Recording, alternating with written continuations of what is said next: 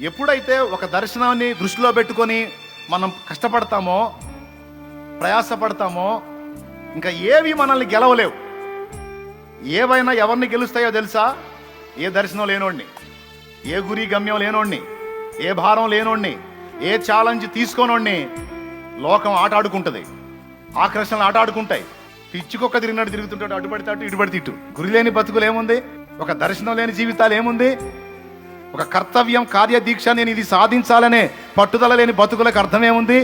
కానీ గురి కలిగిన వాళ్ళు, ఒక భారం కలిగిన వాళ్ళు, ఒక దర్శనం కలిగిన వాళ్ళు ఎన్ని చుట్టుముట్టిన లెక్క చేయరు. ఎందుకంటే అనుకున్నది సాధించాలి అంటే ఇక అదొక్కటే తప్ప ఇంకేం కనపడవు.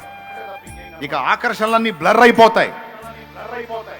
మన చుట్టూ ముట్టి మనల్ని లాగా చూసే ఆకర్షణలన్నీ బ్లర్ అయిపోతాయి.